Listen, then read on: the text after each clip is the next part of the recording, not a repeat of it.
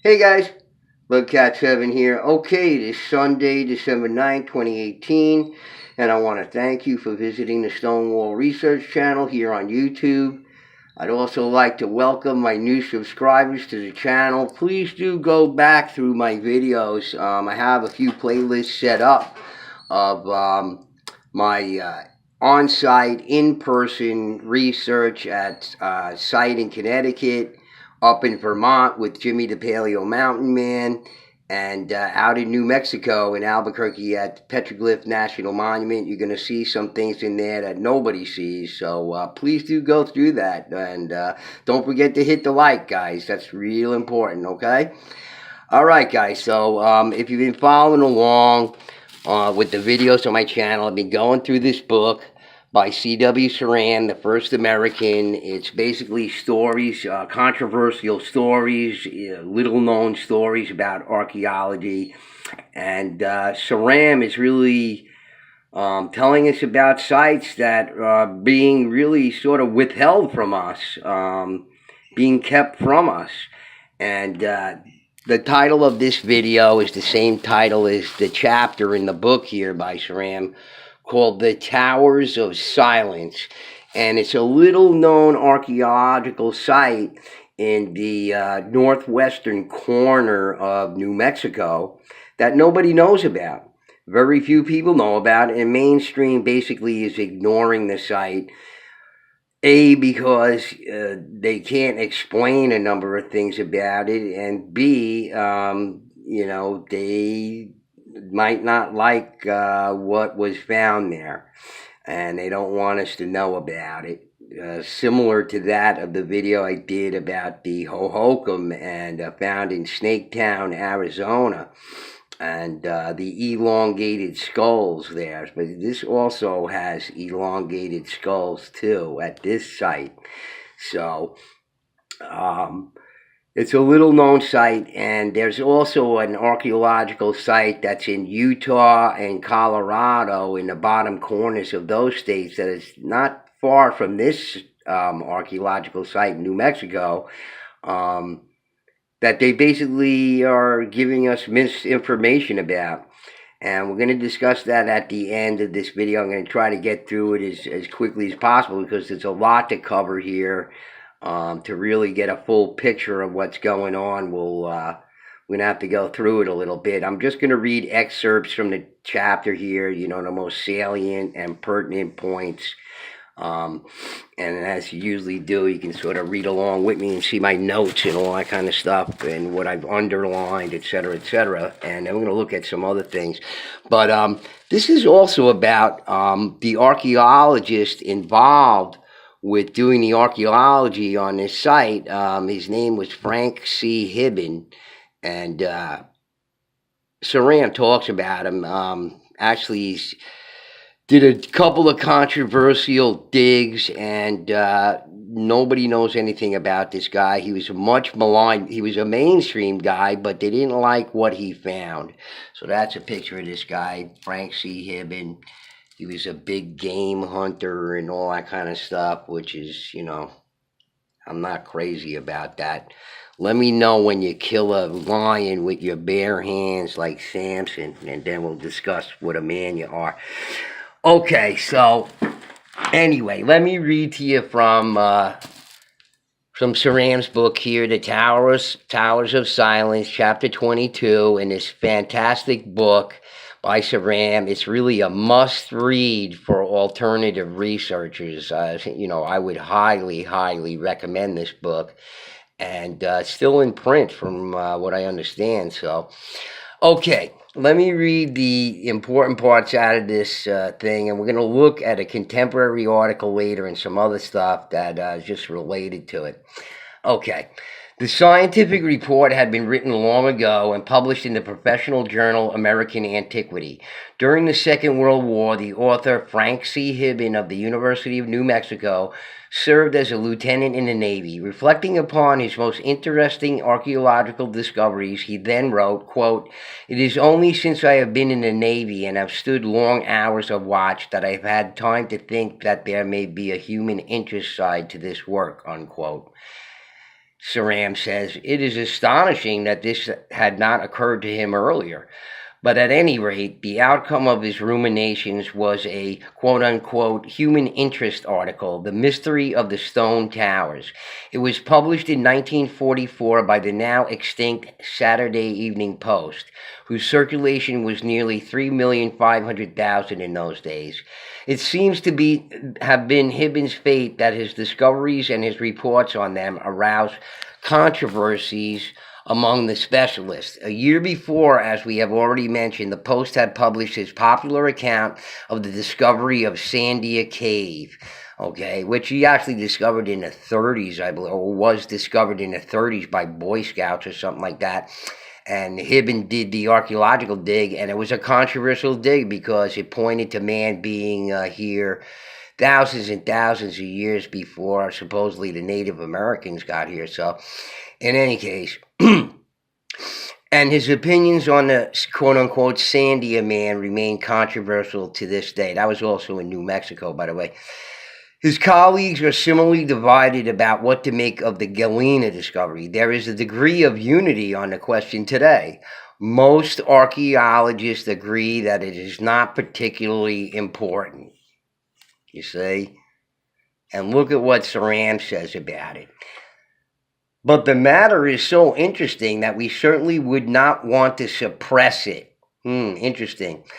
For, quote, this was a story of violence and bloodshed without a beginning and without an end, unquote.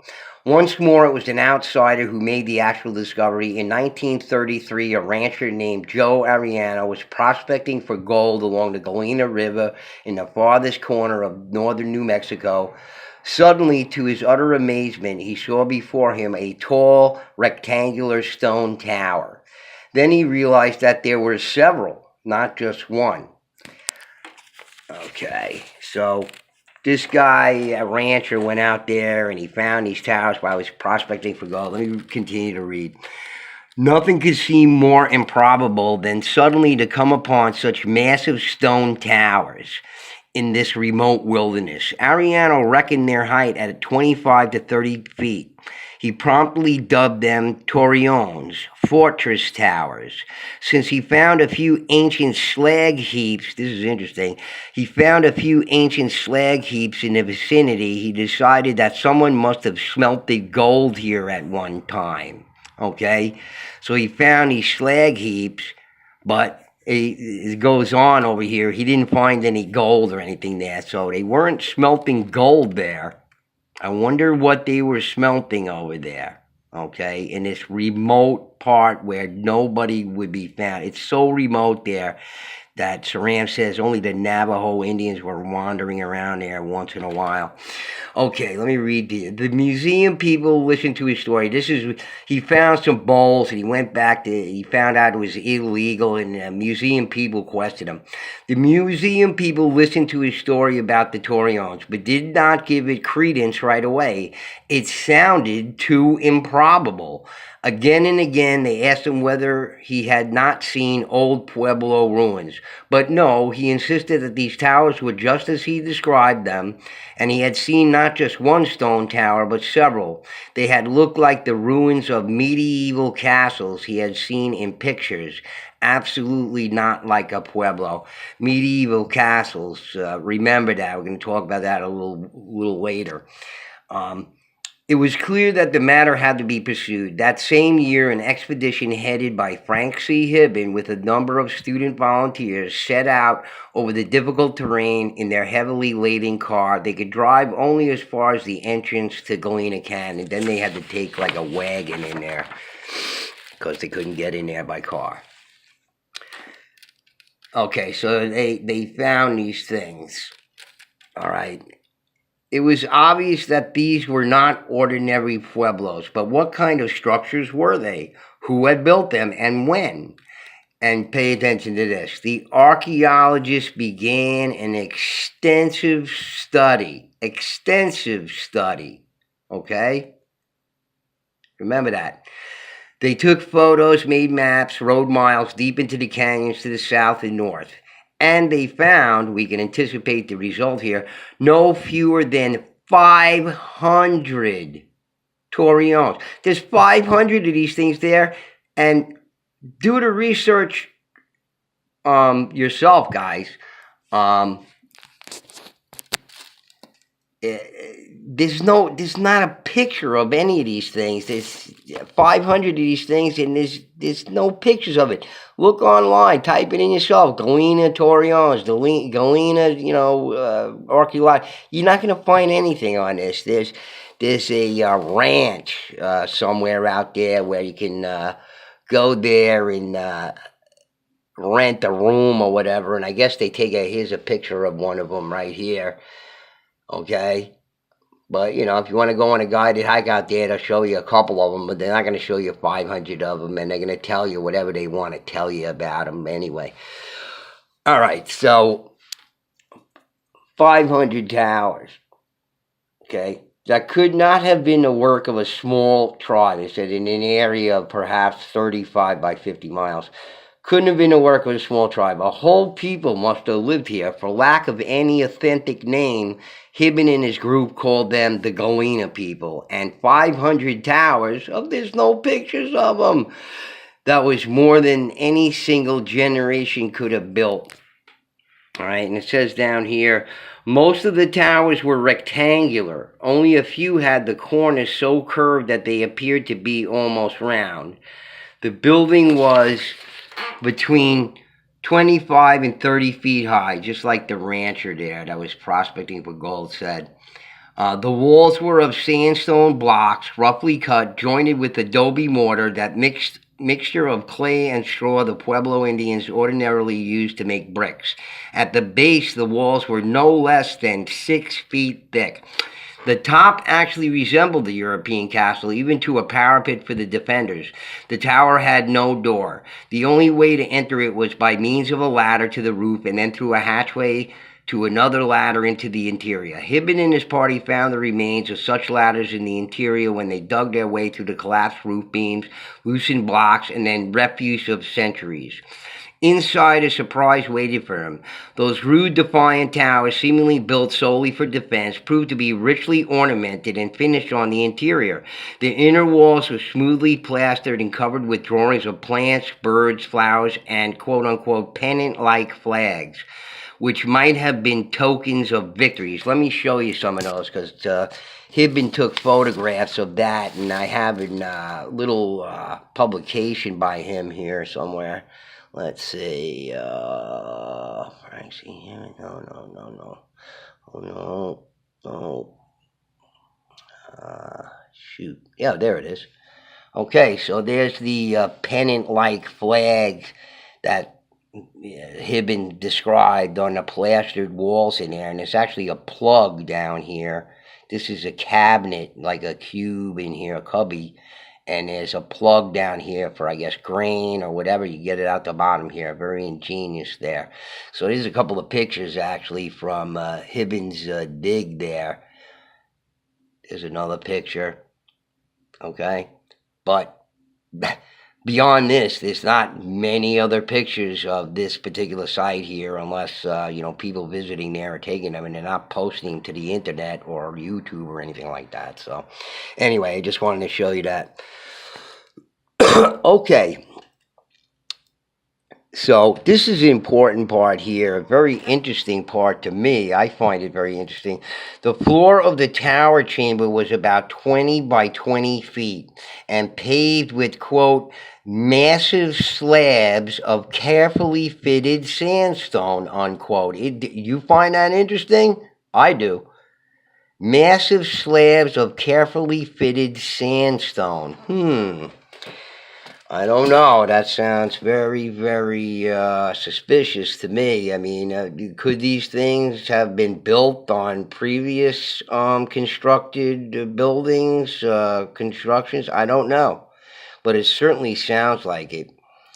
I'm not going to read the rest of that there. What fairly made us get, this is, Hibben, quote, writing, quote, what fairly made us gasp as we carefully uncovered them was the occupants of the tower itself. They were still here, and their stories was with them. In all, scattered about the tower in various positions and attitudes were 16 people. So 16 people, make note of that, 16 people found in this one torreone Hibben excavated, but he excavated many of them. But when you look at sort of contemporary stuff, all you can see is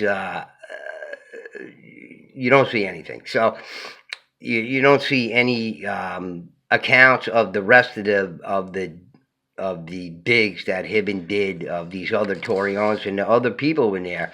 They found many other people in there. Okay. But to top it all off was the discovery of a drama.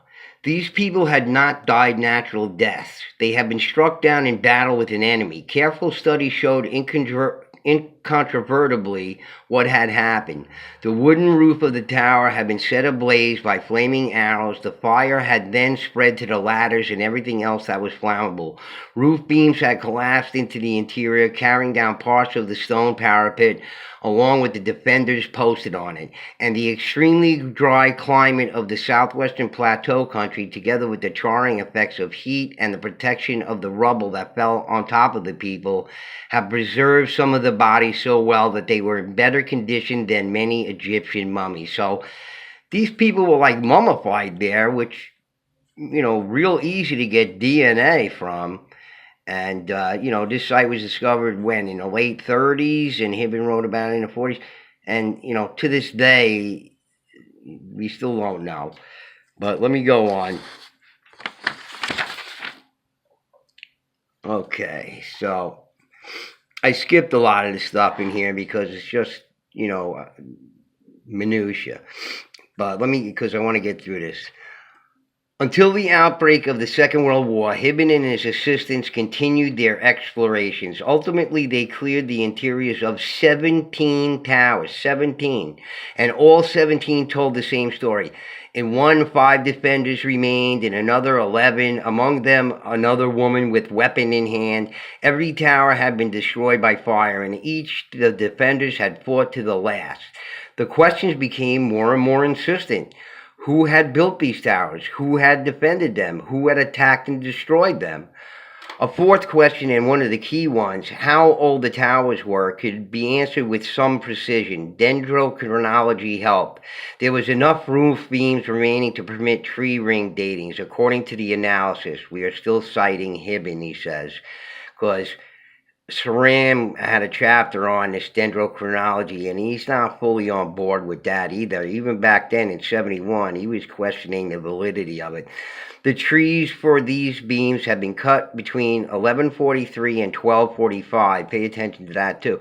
This meant that all these Gallina towers have been erected over the span of a century, some 700 years ago and 250 years before the Spanish arrived. Okay, so now get this, guys. Who the builders were remains a mystery. All the objects and weapons found with them, as well as the physical characteristics of the skeletons. Here's the interesting part. And bodies found in some of the towers differ sharply from the remains of Pueblo Indians who supposedly occupied all of these areas. Okay? The pottery shows qualities alien to the Southwest. It resembles types found in Nebraska and the Mississippi Valley. But they know what type of people, the morphology of the people who lived in Nebraska and the Mississippi Valley. And apparently it doesn't match the morphology here, or else they could definitively say that it's the same people. Hibben further determined that the tower builders had cultivated a variety of corn and a special type of squash that hitherto had been thought typical of only Iowa and the Missouri Valley. These were clues, but puzzling ones. Okay, so it's puzzling. All right. Among the modern surveys of the whole of North America archaeology, several do not mention the Gallina problem at all. John C. McGregor, in his standard Southwestern Archaeology, published in 1965, merely praises the varied pottery of a quote-unquote Gallina phase and acknowledges the uniqueness of the towers, but he leaves open all the questions of quote-unquote who and quote-unquote where from. There remains the question of who attacked this redoubtable people, which had set up such excellent defenses and exterminated them, only apparently to move on or return home, for there was no attempt to occupy the ruins. All the evidence points to an extremely bellicose nomad people, but the tribes that answered this description, the Navajos and the Apaches, say, did not invade these highlands until some 200 years after the slaughter at Gallina, at least so far as we know. The arrows found in the bodies of the victims provide one hint. They, however, point to the Pueblo Indians, who used exactly this type of arrow with a narrow, triangular flint points. The whole thing is contradictory and bewildering, okay? And Ceram's saying this, he's done his research because that's what they say. The whole thing is contrary and bewildering, and that's why they're ignoring it. They can't figure it out. Could you imagine? These people are responsible for providing us with our history, and they're like, you know what? We can't figure this out, so let's just forget about it. Which, you know, is a sin. It's a crime. It's just wrong. So after reading that to you from Ceram's book, written in 1971, I want to show you this article on this site from Softpedia News, and what it says in the article is pathetic. It's ridiculous. It's crappy writing to begin with, and no mention of Hibben, and I made some notes here. Let me see if I can find them, which I was like, what? This is nonsense. Let's see here. Find my notes.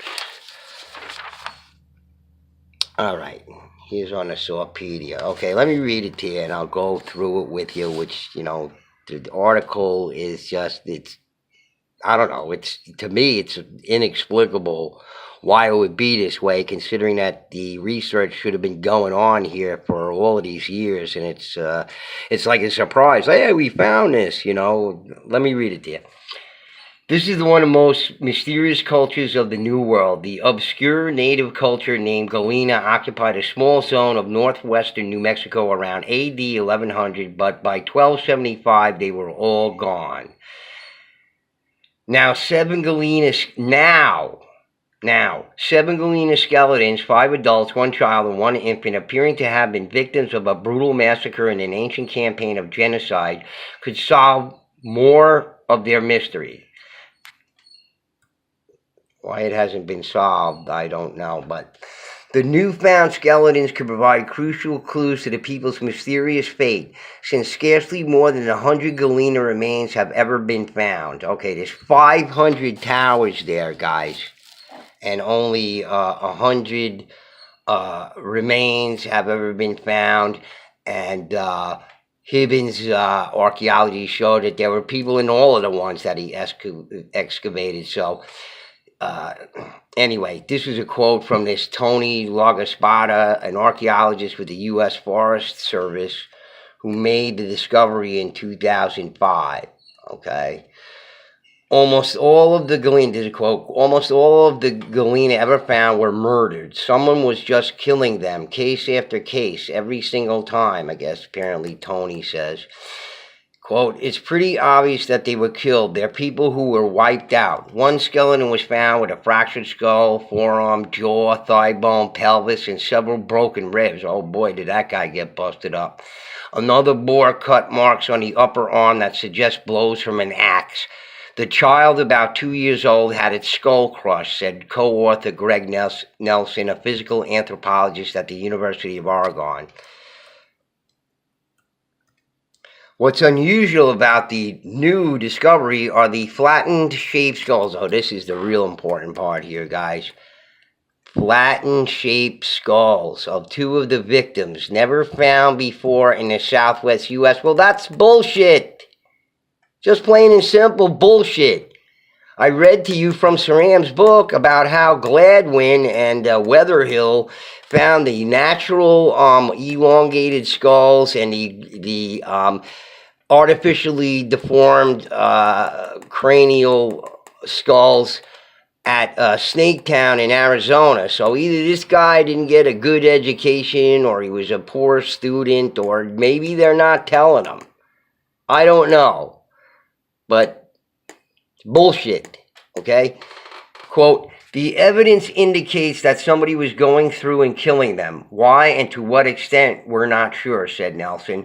Very peculiar is the arrangement of the two bodies, an adult male and female, discovered face down and doubled over, their heads snapped back so far that their heads reached their shoulder blades. The bodies may have been deliberately posed, or the victims may have been crouching in defense when their necks were broken, Nelson noted. All the bodies seem not to have been buried, a sign of being the victims of a rapid and smooth attack. Normally, when you bury people, this is quoting Nelson, I guess, you extend them, you flex them, you do these kinds of things. You don't bury them on their knees with their heads snapped back, says Nelson. The remains of a burned pit house were found nearby. Usually attackers threw Gallina victims in their houses and burned the houses on top of them, which, we just read from Ceram's book. That's not what happened. It's like, who's writing this, a high school student? That's the case with 90% of them. But in this particular case, they were thrown in a pile outside the house, ? More than likely, there are others nearby, said Largaspada. Well, I don't think so, okay? From, what I can glean from it and, from my own sort of research and everything, they were probably the leaders. That's why they were dragged out, as an example. The team intends to continue investigation at the site, but also in other close Gallina ruins. I bet there's a house on every one of these peaks around here, Largaspada said. Oh, what an intelligent thing to say. Gallina culture was first found in the 1930s, or at just a few miles from the newfound site. It was a 25-foot tall circular stone tower with the remains of 16 people, all being the victims of gruesome deaths. He's referring to Hibben's find, but no mention of Hibben. Quote, since then, several Gallina sites have been excavated, but scholarship on the culture's origin and demise have been limited, Nelson noted. Why? Why have they been limited? I don't know. It's not clear whether Gallina were the victims of real genocide, the extermination of one ethnic group by another, or not.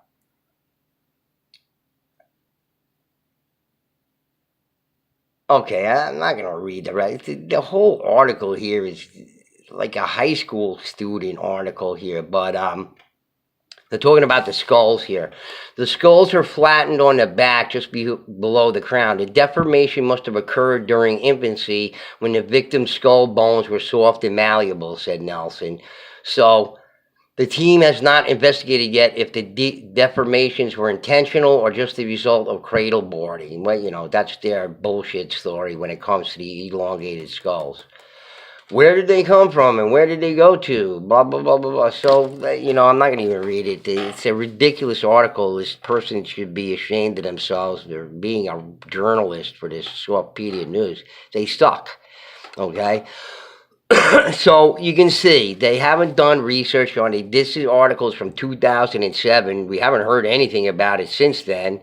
If you want to go there and go to the ranch there and go look at some of these things, you can. But I haven't even found any pictures on the internet anywhere on the Gallina site. So, I don't know. They're keeping it, under wraps, hidden. They can't explain it or whatever it is.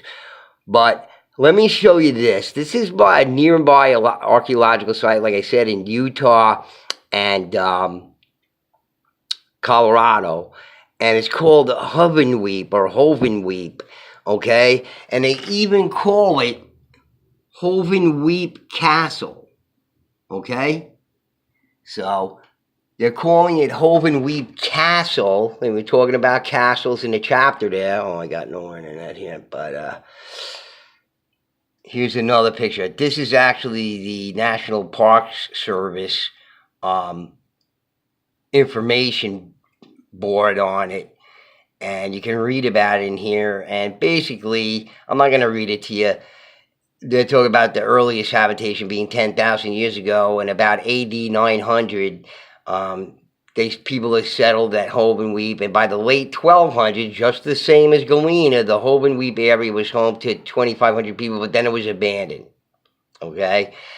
So, I mean, it says, here's interesting contradictions. Oh, I made some notes on this, too. They say some contradictory things in here. And they attribute it to the ancestral Puebloans. It's almost identical to Gallina. This is a ridiculous story, too, and there's contradictions in here, too.